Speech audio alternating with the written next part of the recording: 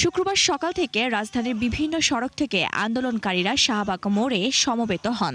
এরপর সেখানে অবস্থান কর্মসূচি পালন করেছেন। শাহবাগ মোড় দিয়ে যানবাহন চলাচল বন্ধ আছে। তারা দাবি করছেন শরীফ ওসমান হাদির হত্যাকারী ফ্যাসিস্টদের বিচার। আমরা অনেক সহ্য করেছি, অনেক দেখেছি, অনেক শুনেছি, অনেক বুঝেছি। আমাদের দর্দের বাঁধ এবার ভেঙে গেছে।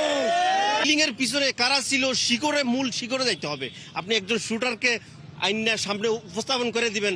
আগের যে স্ক্রিপ্টেড ছিল এই স্ক্রিপ্ট আমরা এখন খাই না বাংলাদেশ। খুন করার পরে আবার থ্রেট দেয়, নিশ্চয় এদের পেছনে মদতদাতা আছে। জাতীয় প্রেস ক্লাবের সামনে ওসমান হাদির হত্যাকারীদের বিচারের দাবিতে মানববন্ধন হয়েছে।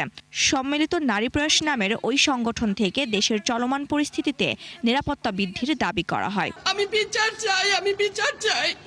এই বিচার আপনাদের নিশ্চিত করতেই হবে। আমার সব সন্তানের কাছে আমার অনুরোধ, আপনারা আমার সন্তানের হত্যার বিচার করুন। দীর্ঘ সময় পার হয়ে গেলেও এখনো পর্যন্ত জড়িত মূল সন্ত্রাসীদেরকে গ্রেপ্তার করা হয়নি। কারণ বাজার প্রথম আলোর ভবনে ভাঙচুর চালানো হয়েছে। দিনের আলোতে দেখা গেছে ধ্বংসস্তূপ। মোতায়েন আছে আইন শৃঙ্খলা রক্ষাকারী বাহিনী। প্রথম আলো শুক্রবার বের হয়নি ছাপা পত্রিকা।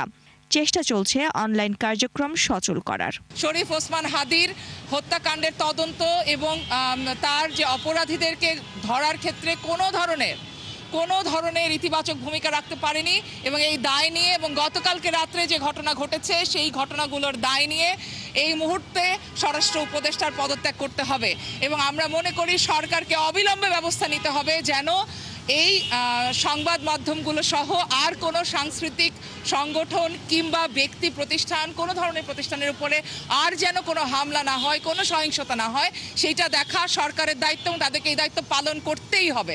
ডেইলি স্টার ভবনেও হামলার ঘটনায় বন্ধ আছে পত্রিকাটির কার্যক্রম। সেখানেও ভবনের ভেতরে বাইরে দেখা গেছে ক্ষয়ক্ষতির চিহ্ন। ডেইলি স্টার ভবনের সামনে বাড়তি পুলিশ দেখা গেছে।